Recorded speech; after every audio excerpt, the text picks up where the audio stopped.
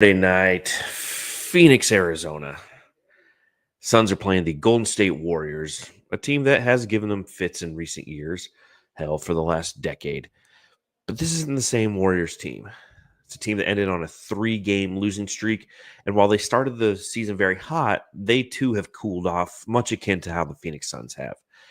Phoenix takes care of business, almost playing like the Warriors of old in the first half when they hit, 14 threes, 7 in the first, 7 in the second, to put them up by 17 points.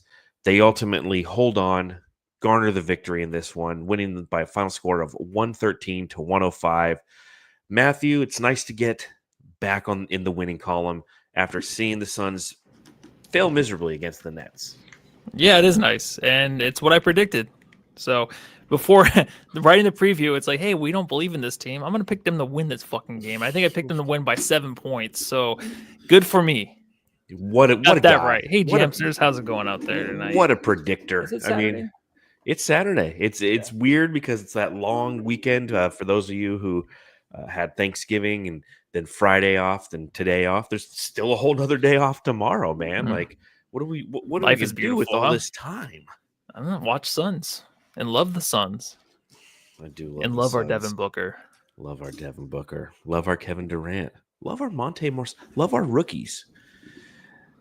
Frustrating earlier this week with the Nets and the lack of mental toughness. And I definitely went off on a tangent on that, and I stand by that. And that's the note that I have for that game is the team lacked mental toughness. We saw at the beginning of the third quarter in this game an opportunity for that mental toughness to rear its ugly head again because the Golden State Warriors stepped up their defensive output and put pressure on the Suns. But in this one, they held true. They held fast. They held on to the victory. And 11-7 on the season. So a nice victory and plenty of things to talk about on this edition of the Suns Jam Session podcast, including my watery eye. You ever pet your dog and touch your eye? Yeah, especially cats and stuff. It makes my eyes super red. It looks like I'm high, and everyone on the podcast watching thinks I'm high, but I'm absolutely not. It's like, no, he was just petting a cat. Yeah. So random cats. If you happen to be watching along live or watching later, listening, subscribe, rate, and review. Support the Suns Jam Session podcast however you can. If you get a chance, head over to Bright Side of the Sun. I am the managing editor there. My name is John Voida. If you don't know that and this is your first time watching the show, hey, shit, fuck, welcome. You probably just turned it off because you heard me say, hey, shit, fuck. But don't be a shit fuck, okay? Subscribe, rate, review. He's Matthew. Follow him at Matthew Lissy. I don't have a beer to crack open because I was doing some day drinking today, Yeah, a lot of drinking today. A lot of watching Notre Dame, watching ASU. So I'm just going to drink this water out of this nice little Suns cup I got here. So let's drop the drop and start the pod.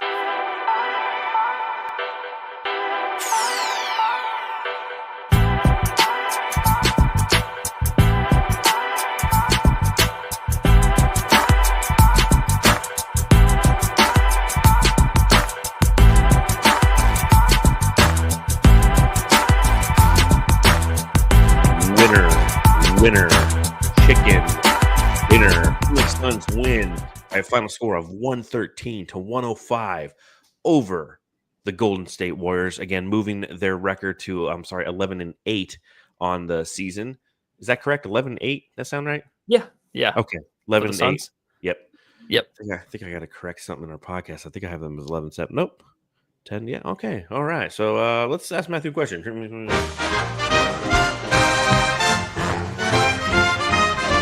Matthew, I've got to ask.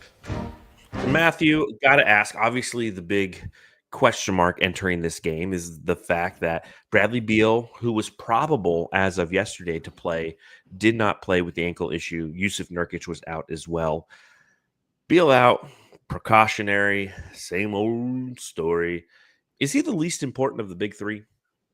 Yeah, I think so. And honestly, hearing about those guys being out, it just doesn't really worry me. I can care less. I can give a shit because you get to see more guys like Monte Morris, who I love to see, played fantastic tonight. You get to see more of Grayson Allen, who was starting, has 17 points tonight, is better as a starter. So when it comes to Beal, I'm still on the thing of he should go to the bench. It's not going to happen, but you just see how good this team is, and it doesn't really affect them. If they have KD and Booker and the rest of the guys, we're okay. If Nurk is sitting out, it's fine. We have Plumlee. Maybe we need a more like a rim running big, but it's going to be impossible to find, obviously. But you just know this offense is going to be fine. I think that Beal plays a big part sometimes, but there's a lack of accountability on his end, just being out of control multiple times throughout the season to where he just injures himself. So Bingo. this Suns team really has to focus on what can we do to stay consistent, and to stay consistent, it's just to bring this lineup forth every game to start the game. Just of course you'll probably have Nurk starting, obviously, when he comes back, but I just like the fact that you have Allen starting and just we don't have to worry about Beal in and out, in and out, in and out. Like, God bless them, but I just love the way the Suns team looked tonight. And you just don't worry too much if he's going to miss a game. Obviously, it's more of Kevin Durant missing a game. You're going to be like, shit, I don't think we can win this game. Or even Devin Booker, because you know what he brings to the team. Yeah, I agree. And it is frustrating, I think, from a Suns fan point of view, because of the big three, obviously, Bradley Beal is the one asset that is concrete. He's stuck in stone, because with the no trade clause in his contract, he's not going anywhere. And you see nights like tonight, and it reminds you that if Bradley Beal isn't out there, it's not the end of the world for the Suns. And I think that's something that is reassuring to him as a player, is the fact that he can take a night off. And he's mentioned this before. Although he wants to push it, and as he said earlier in his career, he probably would have pushed it. With this Suns team, he doesn't push it because the trainers and his teammates tell him, like, no, we got you. Go ahead, rest up, because we need you to be ready so you can come back out and get injured again. Because to your point, yes, there's somewhat of a lack of accountability due just to the frenetic way that he plays basketball, the way that he is herky-jerky, and the way that he got injured in this game.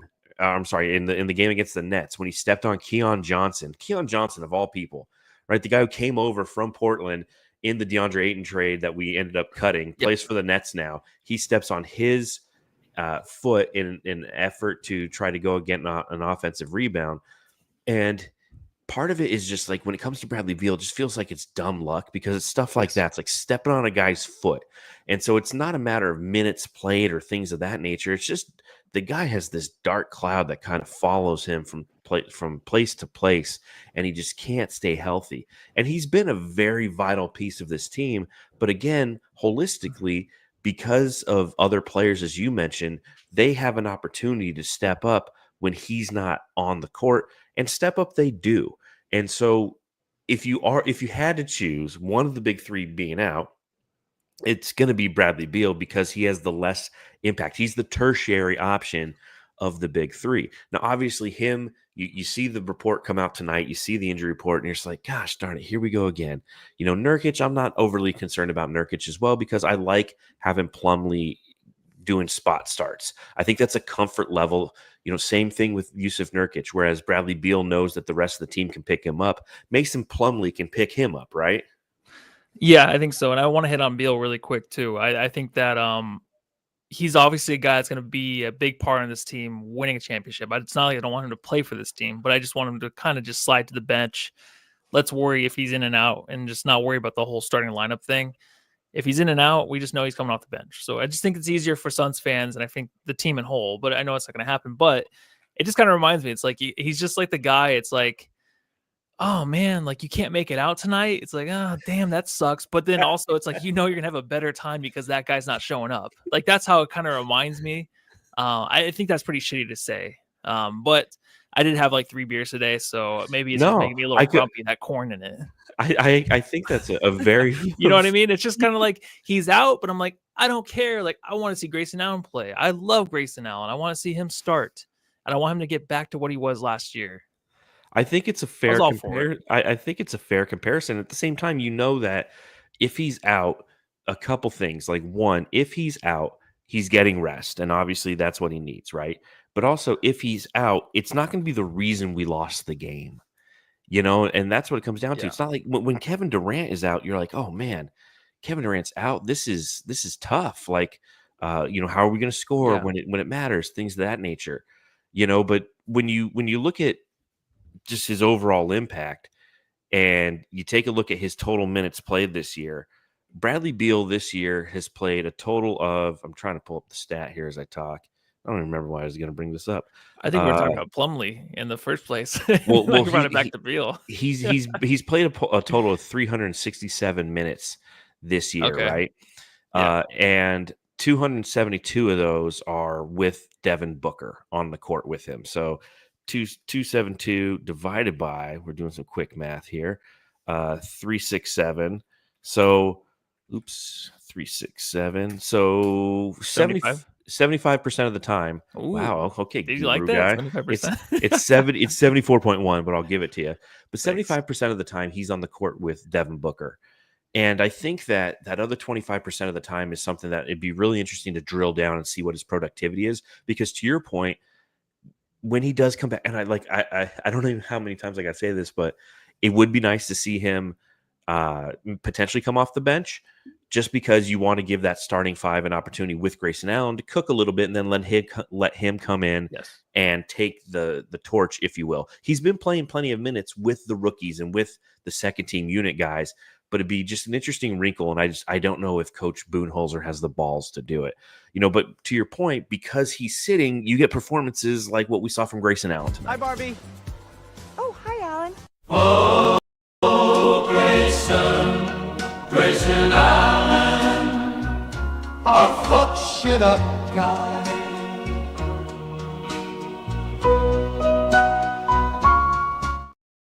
Yeah, so Grayson Allen was 4 of 8 from the field and 3 of 6 from beyond the arc. 17 points, 3 assists, 4 rebounds, a steal in there as well. Playing physical when the Golden State Warriors were attempting to play him physical. He could play physical back. It's not necessarily, I don't know if Bradley Beal can do that necessarily. He's a guy who you can move off the spots.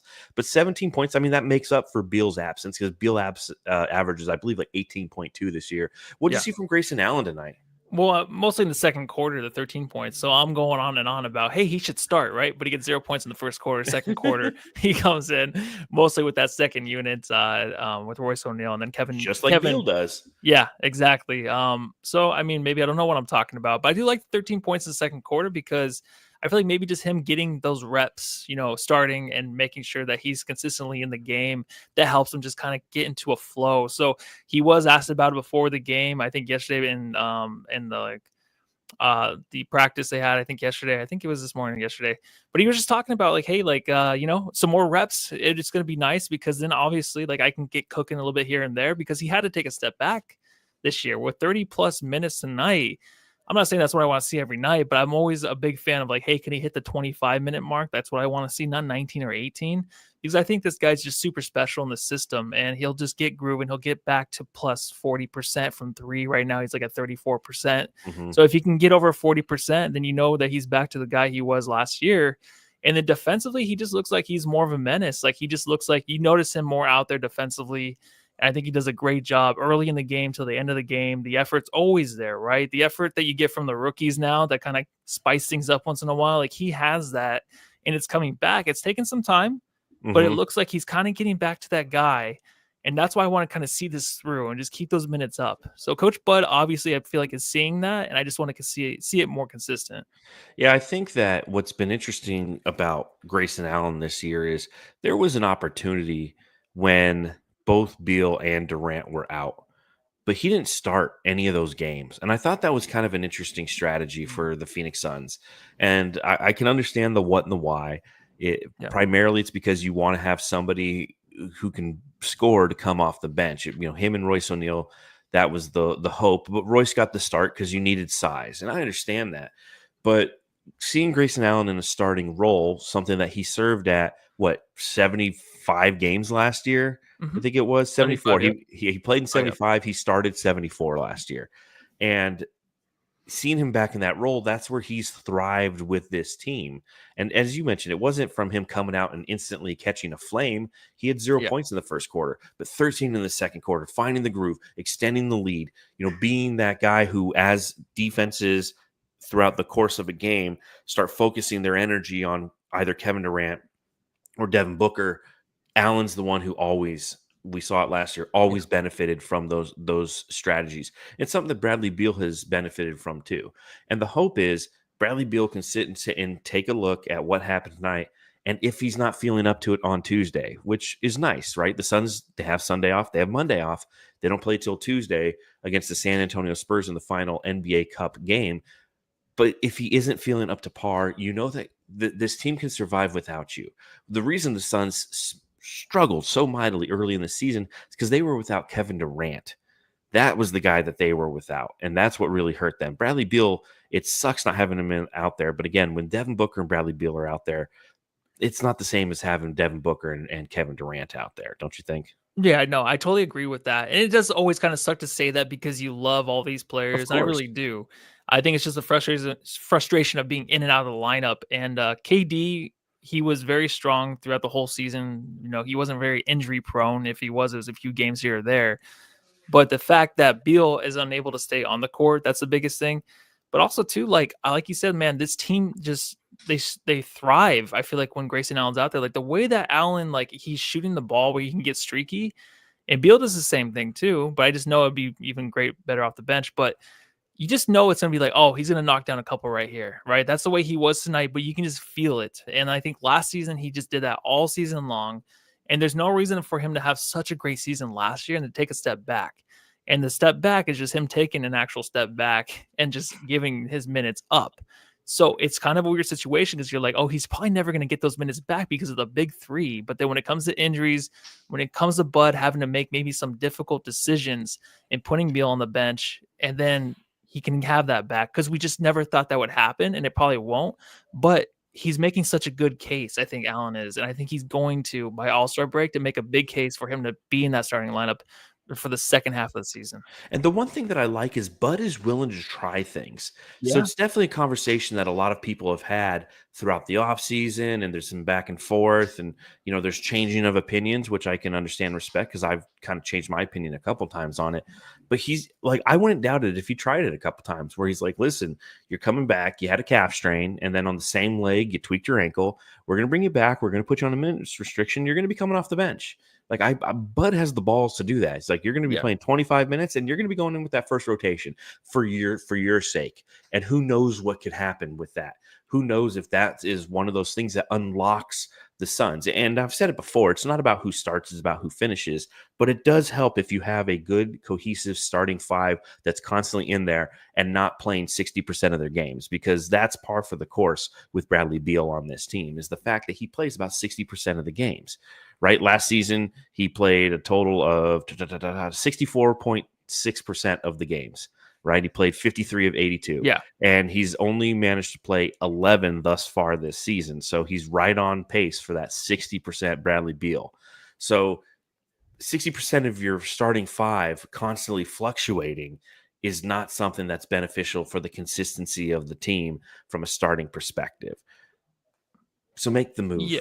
Bud. Make the move and make it, Bud. You know, going back 3 seasons where we just had, you know, obviously a couple seasons that were phenomenal and we escaped the injury bug.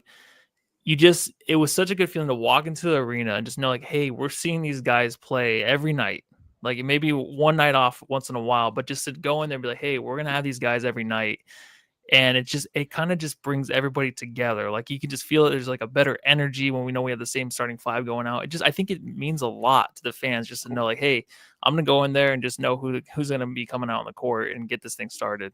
Yeah, from a continuity standpoint, it absolutely is. The other guy who played really well, his fellow Dookie, if you will. Ew.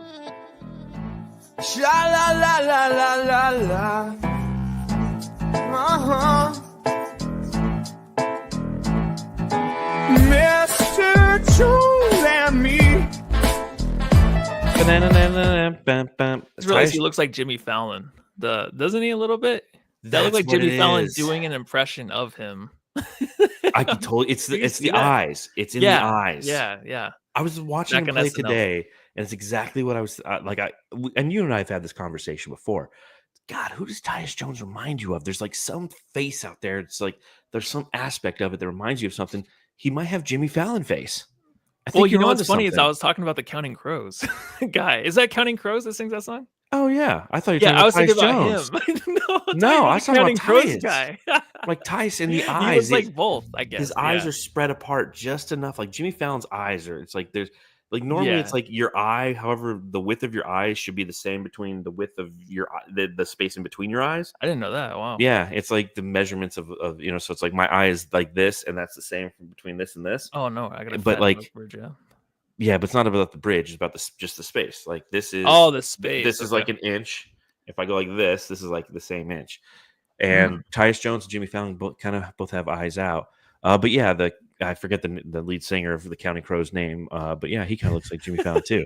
It's Jimmy Fallon night here at the Suns Jam Session podcast. But Tyus Jones, 7 of 9 from the field, including 4 of 5 from beyond the arc, had 19 points, 9 assists. He did have a turnover and 3 total rebounds.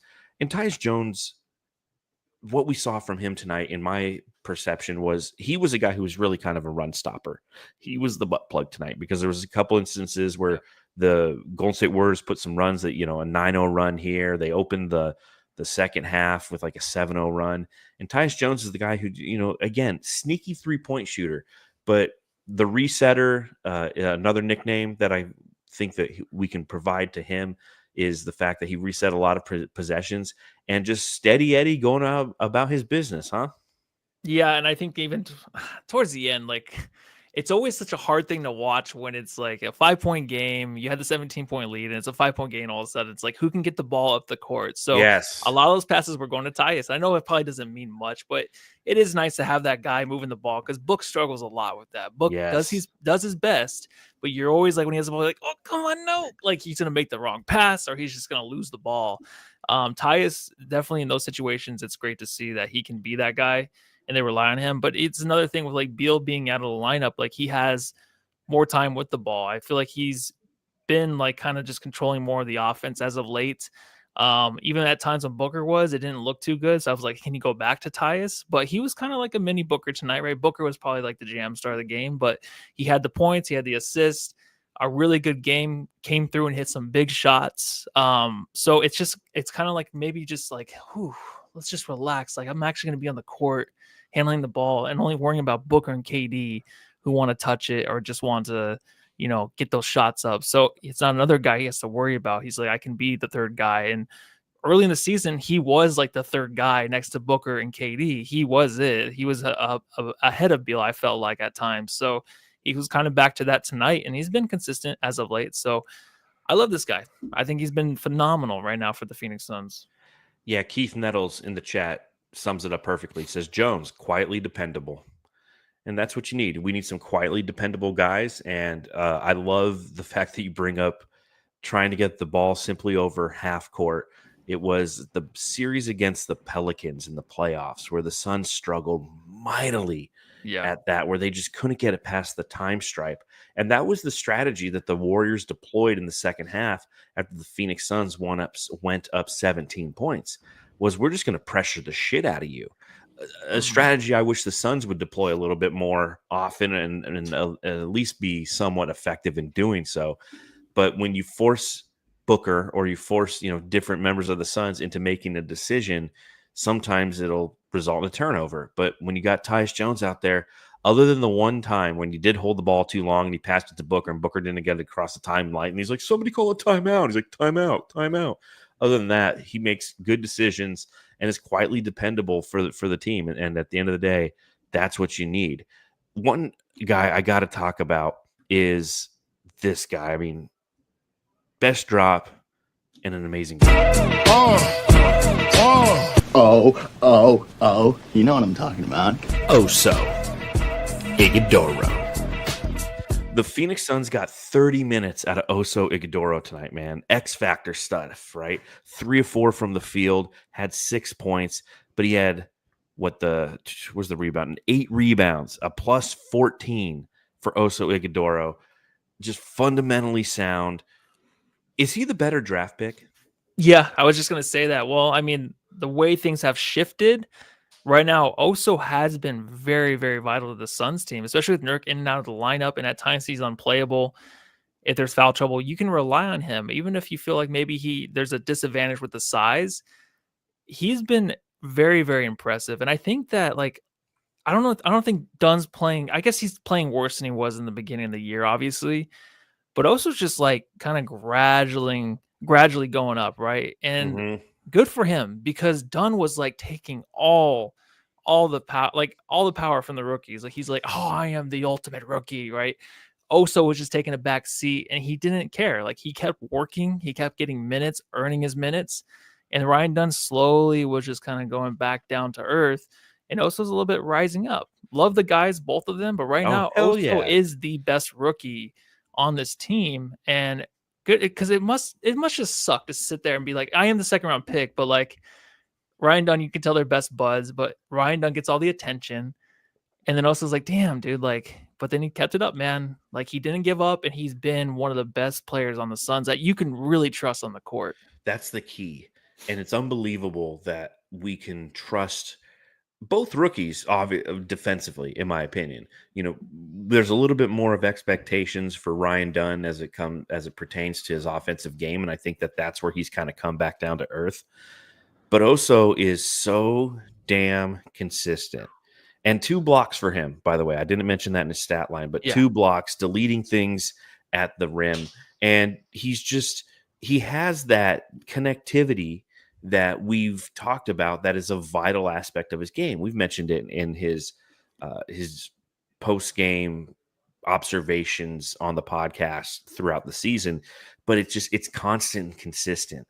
And it's one of those reasons why you look at Yusuf Nurkic being injured and Plumlee's getting the start, and you're like, you know what? We're still not compromised on our big depth, because while he doesn't possess size, he possesses X factor type plays. He's a winning play type of player that allows you to have confidence and start in playing him. My question is, do you think that he could start for the Suns in the future? Because you look at the Golden State Warriors, and they started Trace Jackson Davis, who was a second round pick last year.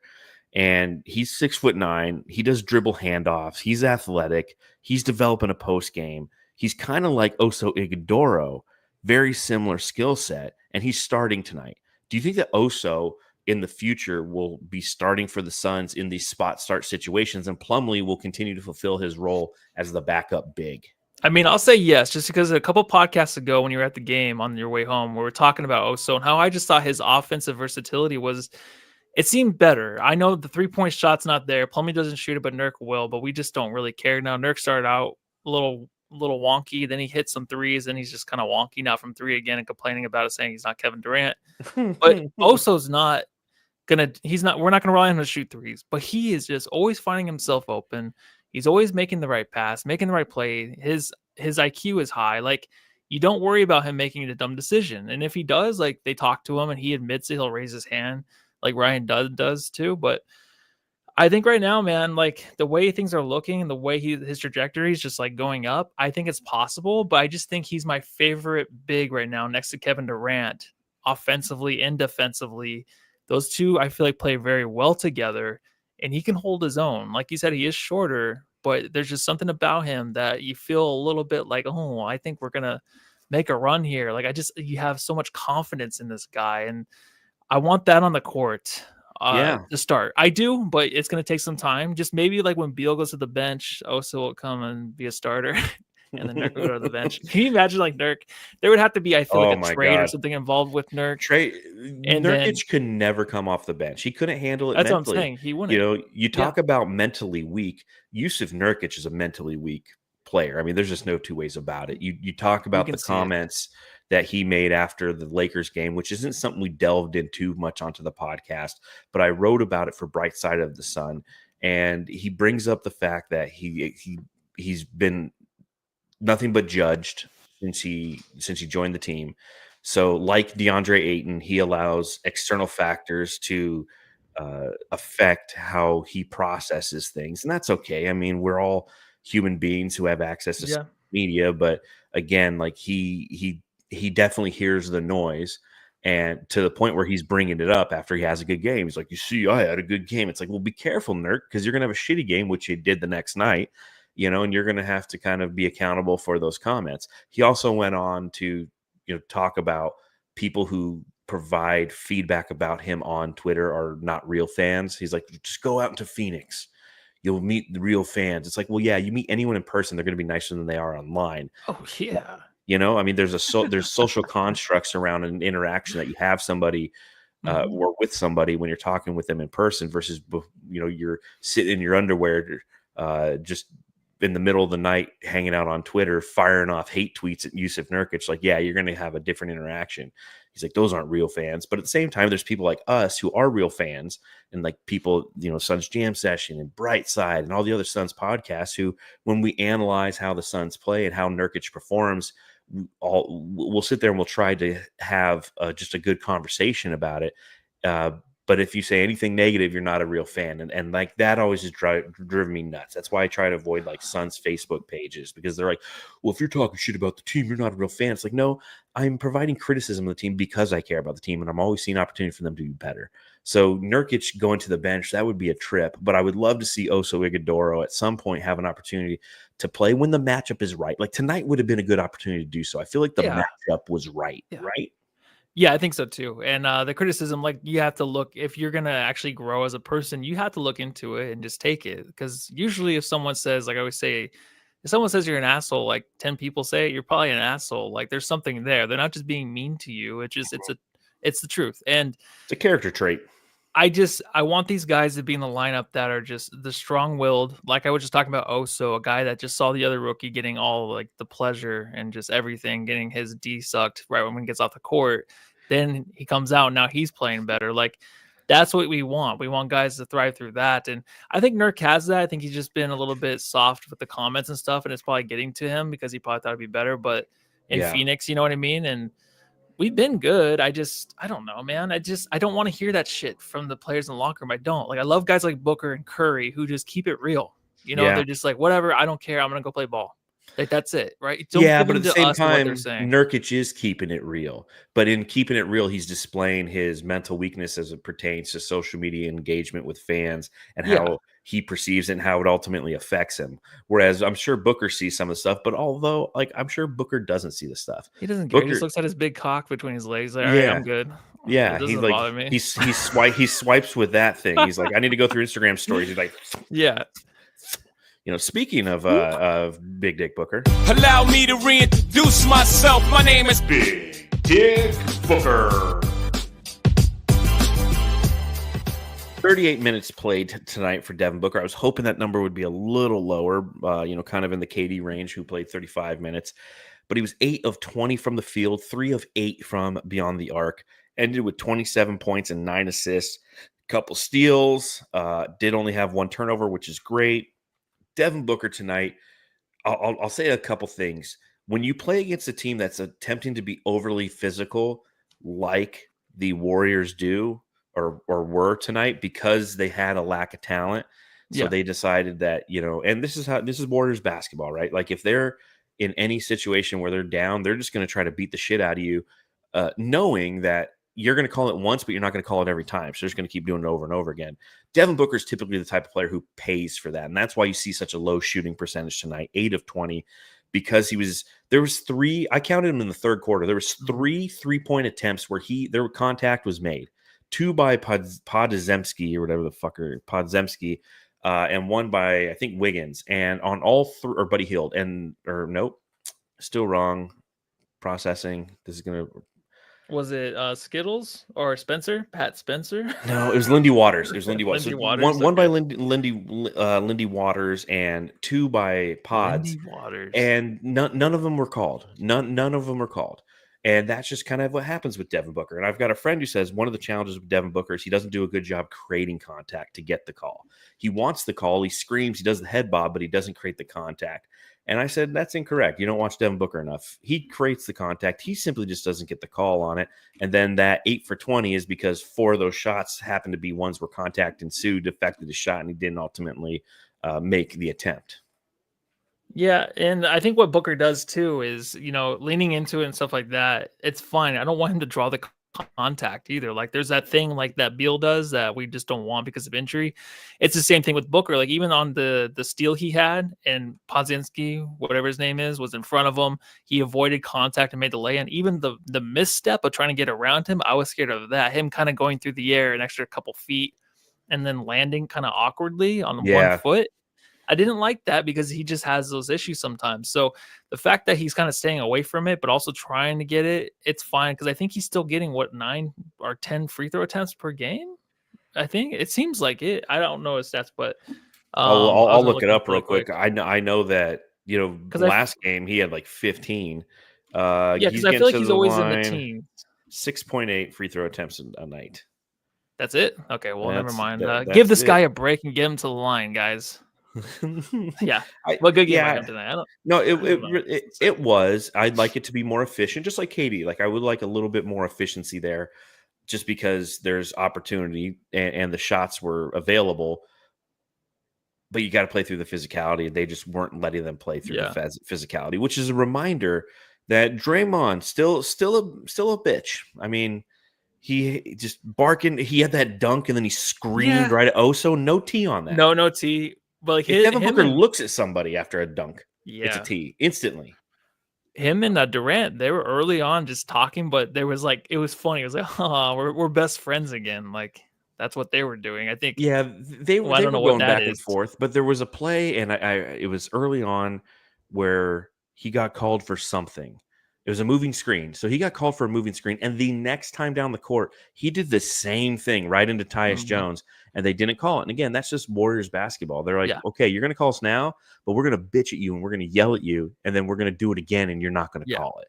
And they know that. And it's part of the game. It's strategic. They've been doing it for years, man. Do they have the energy anymore, though? Because I feel like they kind of fall off in the second half. Because in the first half, I feel like it's always that way. And then it's kind of like the way that who is it that plays that way? It's always Anthony Davis starts this game so strong, and you're like, damn, he's got 40 points, and then all of a sudden he has like half the points that he had in the first half and the second half. So I always feel like the Warriors, maybe they're just getting too old and they just don't care as much, but it just seems like it doesn't stay consistent through the whole game. But maybe I'm wrong. It doesn't seem like the old Warriors as much. Well, but they are the old Warriors. That's the problem. They're old Warriors. Yeah, that's the challenge with. They're very gray. Yeah, they're there's a lot of gray. I like it though. I like the gray in the beard and stuff. Keep it. Don't dye yourself. Don't dye your pubes or whatever on your face. just keep it real. Just keep it real. But to your point, that's one of the challenges that we're going to see from the Golden State Warriors this year. Is their team that started out hot. I think they were like 11-3 before this 4-game. Number 1 seed, 5th best defensive rating in the league. I mean, this is a team that really was doing it on the defensive end, but they're starting to fall off because there's just age is real. And they're a team that's going to feel it. And I'm glad that we're on the other side of it. Me too.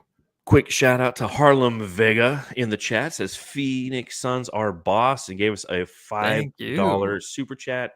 Thank you for supporting the show. Thank you to everybody who is watching right now or watching later, listening later. Truly appreciate it. Love it.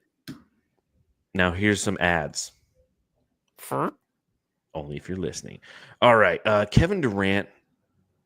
Good to see him out there playing. Good to have him back. Don't think we've talked about him or gave enough love on the last podcast. So I'm gonna sniper it up. I think. Who the heck are you? I'm Kevin Durant. You know who I am. Y'all know who I am. Did anybody see a sniper? Did anybody see anything? I'm one of the best players to ever play the game. So Kevin Durant, 7 of 20 from the field. Yes. Booker, 8 of 20. He was 7 of 20. They both were 3 of 8. He ended with 21 points, had 10 rebounds, 3 assists, 1 personal foul, 3 turnovers, 3 blocked shots. Is Kevin Durant our best defender? Yeah, we missed him big time. When he was gone defensively, we missed that in the paint so much. Like, these guys getting to the rim at will when he's gone and out of that lineup. Like, he was so good defensively for the Suns. And when he comes back, he's that same guy again, man. I think that offensively and stuff tonight, obviously he was kind of working those shots. He had like the double pump fake where he just went up, brought it down, and shot it. That was just went in. Incredible shot, man. Yeah, it was like the shot he made over the Bulls for the game winner. Remember that? Yeah, He had to jump in the air and adjust midair, and you're just like, even like the 360 shit earlier this year before he got hurt. Or no, actually, that's when he came back. He was doing that stuff. His first game back. So I think the fact that his offense is always going to be there, like hit or miss, like the defensive part is what gets me pumped, right? I was just talking about the Oso thing where I love him when he plays next to Oso at the 4. I think it's a great kind of like, I know Durant's old and he's not as athletic, but it seems like he closes out or he closes in the paint, helps weak side defense just as good as anybody right now. I don't know, maybe I'm crazy, Jamsters, but I just feel like I can really trust him in the paint. It's not always going to be the best, but it's good. I love it. I love what he brings defensively for the Suns right now in the paint. Yeah, that length is unreal. And he had that block on, I think it was Podziemski, when he just took the ball from him On the behind three? three. He just Yeah. took it. I mean, it was just Those are the best when they Oh. don't swat it out, they just grab it. it's Because just Michael Jordan used to do that. He used to, Mhm. you know what I mean? Just grab it, keep it in play. Don't knock it out. Grab the ball. It's push such it up an the court. insult. Like if you're shooting the ball and the guy just takes it out of your hand as you're shooting it, you're like, oh Yeah. man, I fucking suck. Like Whoops. that's You just go in the locker room. you just make Wet a your beeline. pants. You're just like, I'm Yeah. out of here. Just sub somebody in for me. Just act like LeBron James on defense when his team's down late in the game. But at the same time, the thing that I was noticing about Kevin Durant, and it's an observation that's made before, but just kind of fortify it tonight. It's like the guy's 36 years old. Yeah. He's going to play if he can stay healthy. He's going to play a lot longer because what he brings is just so fluid and natural and unguardable. Like his jumper, he could be 45 years old on a team and just stand in the corner and be, what Podziemski is tonight or Buddy Hield. Buddy Hield is Yeah. just a guy who comes out and shoots threes. Like that's all. It's like, what do you do? Well, I go out there and I shoot Yeah. threes. Kevin Durant can do that shit till he's 45 with that jumper because you can't guard it. And it's so easy to him. It's so. I mean, if you pass the ball and he's behind 3-point line, I honestly believe that he could just close his eyes and shoot, and he's going to make 3 out of 8 of them like he did tonight. I honestly believe that. So having him back for the third consecutive game, the Suns are now 2-1 since he returned. Obviously, that loss with the Nets would have been a lot better. And another thing, I'll shout out Kevin Durant because after the game against the Nets, when he had 7 turnovers, he took accountability for that. He's like, we would have won this game if I'm not turning the ball over. I got to be better than that. I'm like, finally. Yeah. He's admitting it. Like we've been saying it. Katie stands like, how dare you say anything about Kevin Durant? But at the same time, it's like, well, if he doesn't turn the ball over, like, I mean, that's an area of opportunity for him. And even he said, he's like, yeah, I can't turn the ball over. I got to do a better job taking care of it, Yeah. And then when we do it, they shove a bunch of stuff down our throats. Yeah. And I'm joking, I typically don't care. they're Maya B and I will be best friends. Just like when Nurk's talking about you go out to Phoenix and you meet people, it's different. It's like Maya B, we would probably be best friends if she's the one that gives me the most criticism. everybody, every KD stan. I mean, Matthew hates talk about how good KD is. He just Even hates so, it. Yeah, he just hates it. Oh, hey, Monte, I really ain't got your money, don't you worry. I said, hey. Monte Morris, obviously, with Bradley Beal being on the bench, we got to see some more Monte Morris. Only 15 minutes tonight, but 15 productive minutes, man. He had 8 points on 2 of 3 shooting from beyond the arc, had 5 rebounds, had 3 assists, a steal, no turnovers.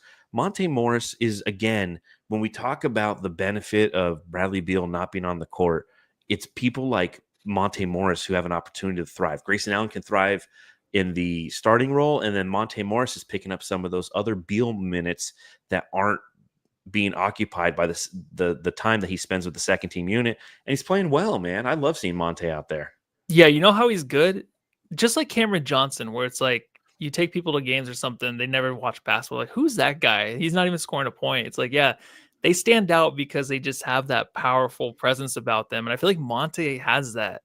He has this presence where it's just like, as soon as he's on the court, you feel safe, but also just like there's this certain energy he plays with that's just like an all-out hustle, but also he's just probably trying to make a stamp out there, right? Like stamp himself into the lineup again. Like he needs to be back in the rotation like I've always wanted.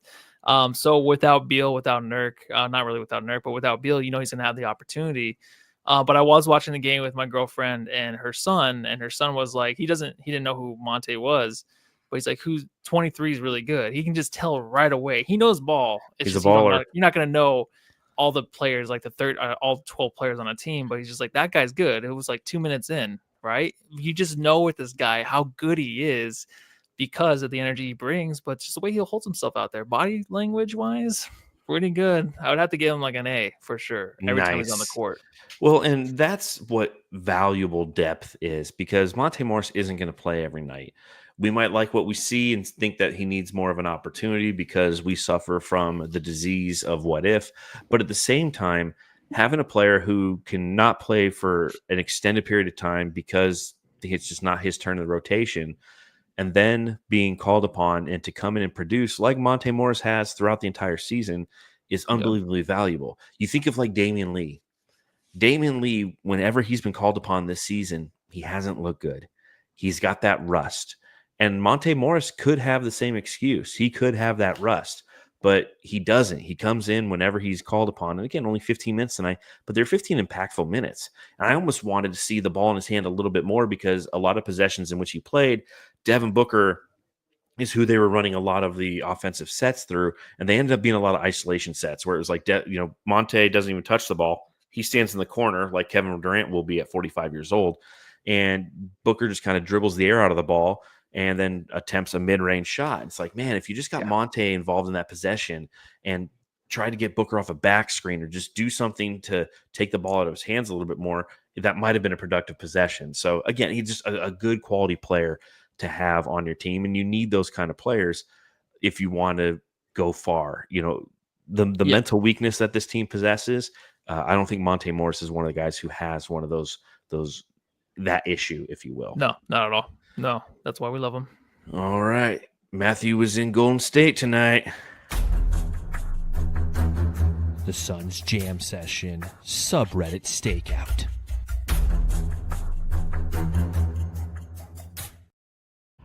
Woo, about to make a name for myself today.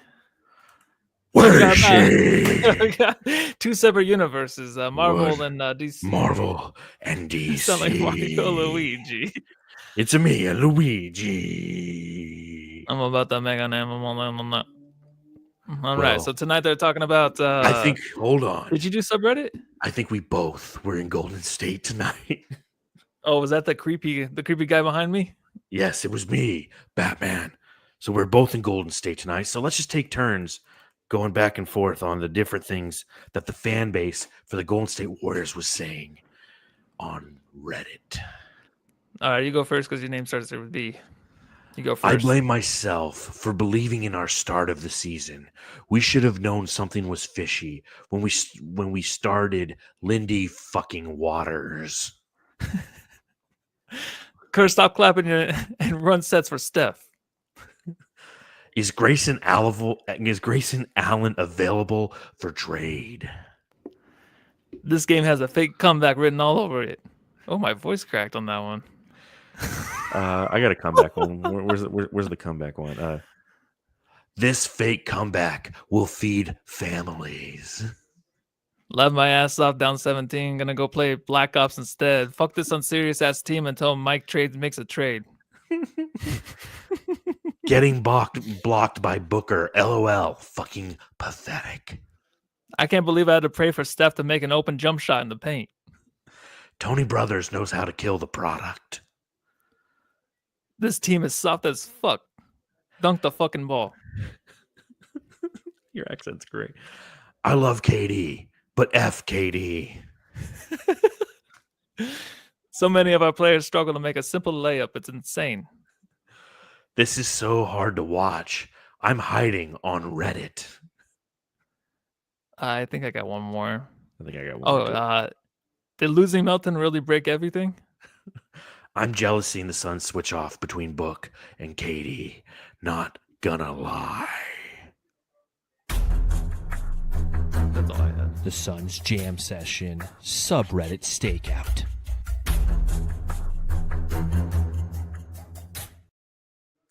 All right, that was pretty good. What do you think there, Jamsters? Let's see. Marvel DC mashup. Yep. Is it Gambit or Gambo? Yeah, no one really likes my Gambit. I think the like Gambit's great. I laugh. Yeah, fuck I know, everybody. but Do it for yourself. I don't do Batman for people. I do it because I like talking like this. I like talking like I got to take a shit. I always wanted to be Gambit. Bambit. Yeah, so I mean, I always wanted to be Bambi. dreams come true here on the Suns Jam Session podcast.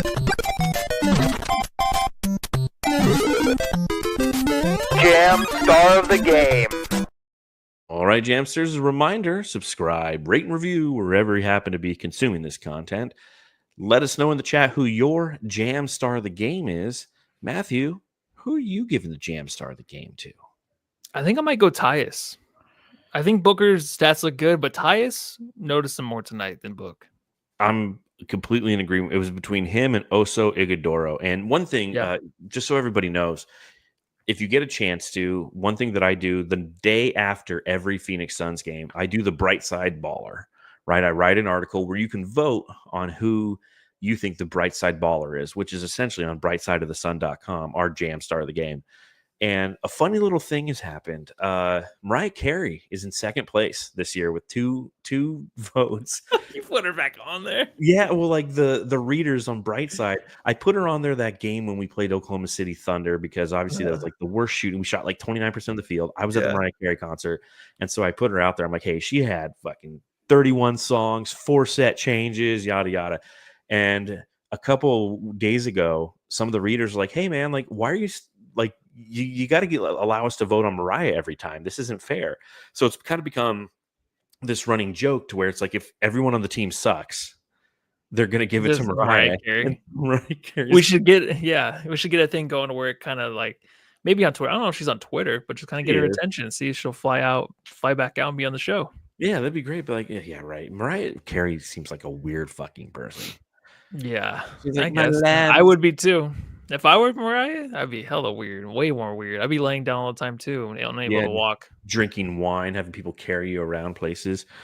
Tony in the chat says, Tyus, the Bench Boys from Keith Nettles. Nice. Oso from New Hope Manny. Mark N. Tyus, I liked his game today, stepping up big. John Tran says, the Dookie pair stepped up tonight. Allen and Jones. Kiko, for me, Oso also for stepping up for Nurk. My B, Jamstar's KD for his defensive lock and snatch. Ooh, snatch. Oil, Tyus, Tony, Maya, KD is your Jamstar every pod. Yeah, I'm with you. I think Tyus Jones, I just think that he had the best overall game, in my opinion.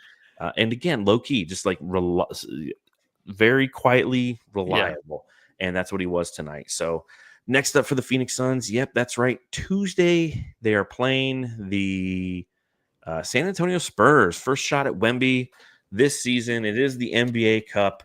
Do you know everything that's going on with the NBA Cup? Like, I looked it up earlier just to see. We only have one more game, which is the last game, right? That's right. So yeah, if anybody has any questions, again, visit Bright Side of the Sun. I wrote an article that published this morning that broke down exactly what the fuck this stupid tournament, what the possibilities are. Essentially, both Group A and Group C have been decided, right? Like the Warriors are in, the Rockets are in. Group B, where the Suns are, is the only one that's undecided. The Spurs are 2-1 in group play. The Suns are 2-1 in group play, and the Thunder are 2-1 in group play. The Lakers have already played all their games. They're 2-2, and the Jazz are 0-3. So OKC plays the Jazz on Tuesday. We play the Spurs, and based on the performances in those games, it will determine who gets in.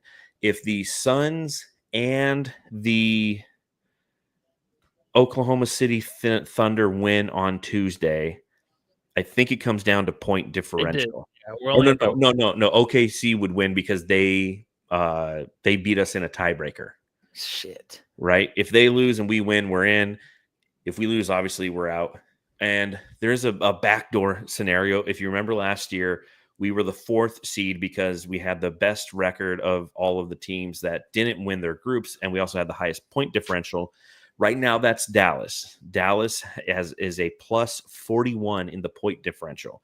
So if they win their game against Memphis on Tuesday and we win against the Spurs, we would have to beat the Spurs by like 50 points, and they'd have to win by like 10 for us to overtake them for that final spot. Yeah. If we win on Tuesday and Dallas, which is possible, loses to Memphis, then we're in. So that's all again, the challenge with this tournament, the reason it's stupid, in my opinion, and that's where I've landed, is it doesn't matter and it's confusing as fuck to explain to people. And it's like, cool, the courts, but then even when somebody goes, hey, what's up with that court? And you're like, oh, that's the NBA Cup. They're like, what's that? You're like, fuck me, Google it, dude, because it's just too too much is going on. It doesn't need to be this complicated this early in the fucking season. No, and I really just have to take a shit. And I don't the whole thing with the NBA Cup is it's fun, it looks cool, like you said, but the incentive is, and just like There is none. the incentives should be just we're not going to play next year. Like if we just forfeit, we won't. Plus, I don't like looking at the schedule and seeing that there's like 2 games and we don't know what it's going to be. We have no idea. Yeah, And I don't like the fact that the way the playoffs and stuff, like I think that the actual teams pay, like the players' pay should be on the line and stuff, depending on how far you make it. Like that should be the incentive for all of this, I feel like, but I don't know. You know what I mean? Like you have to earn your paycheck instead of giving Zion $100,000 million. But that's all the tournament's incentive is to the players. Like, hey, if you win, you make some more money. Whereas, is it $1 million for each player? I don't know. It's like 100,000 or something. It's like a shit in the bucket. It's just. Again, it's a dumb way to create engagement. It's too complicated, and ultimately it doesn't matter. Just like the NBA All-Star Game. So, last thing before we get out of here, so weird. ASU won today, beat the shit out of U of A. That was great to see. And there, Keith Nettles pulled it up in the chat. Says the Big 12 championship will be ASU versus Iowa State. Go Devils, because Iowa State beat Kansas State tonight. Funny. That the Big 12 potentially could be won by a former Pac-12 team, and the Big 10 is going to probably be won by a former Pac-12 team. Ohio State loses today. Notre Dame. So what you didn't see on your drive home is Notre Dame had another pick 6. Oh, did they? So they won by 3 touchdowns? They won by 2 because then they gave up a touchdown. It's like okay. But they had 2 pick 6s. So Matthew and I are also big Notre Dame guys. So they won 11-1. Great fucking Notre Dame season, man. But now we wait. And what's really cool is the Big 12 championships on at 10 a.m. on Saturday. So it's not like, I think the Suns play that night, but at 10 a.m. bowl championship game, that's nice. Our Big 12 championship game. Next Saturday is fun because you have that, you have the ACC championship, you have the Big 10 championship, which will not feature Ohio State, which is just hilarious. Seeing Ohio State lose today was just so fucking. I cannot forgive Ohio State for what they did in 1997 to the Arizona State Sun Devils when we could have won that game and would have been the national champions, and stupid David fucking Boston, who became a Cardinal, caught that touchdown. And I'll never forget it. So anytime I see them lose, it's extra special. I can't stand the fucking Buckeyes. I can't stand their coach. I can't stand their fans. OHIO. You're Ohio. You're not Ohio. You're Ohio State. Yeah. I never really cared about Ohio State. Sorry. I know. Like I wish I could feel your anger. Oh man. Well, they beat Notre Dame too. They beat them in the Fiesta. I remember that game. I remember Jake Plummer. Yeah, there was that. There was in 2007, I think, Ted Ginn Jr. returned a couple kickoffs for touchdowns against Notre Dame in the Fiesta Bowl. There's the Fiesta Bowl where Notre Dame played Ohio State, and Jalen Smith just blew out his ACL, and Ezekiel Elliott just ran all over us. That was fun. I was at that one, so I just don't like that team. But that's the way it always ended. Yeah, very fair. Notre Dame, they can't get there, man. They can't get there. Yeah. But on that note, Jamsters, we'll go ahead and we'll get out of here. Matthew will be doing the podcast on Tuesday with somebody because I will be at the Zach Bryan concert that night. Is he here every month, Zach Bryan? No, he hasn't been here since August of 2023. You didn't go see him already this year? No. Who did you go see? What country? Which one did you go to? Or was this already... No, these are the ones where I bought tickets like a year ago. Okay, maybe I heard about the tickets. Okay, it's been like a comical countdown to this concert. We're like, hey, only 11 months to go because we bought them in like September of last year. That's why I thought you already went. Yeah, I've been talking about going forever. Many times. Yeah, Tuesday night.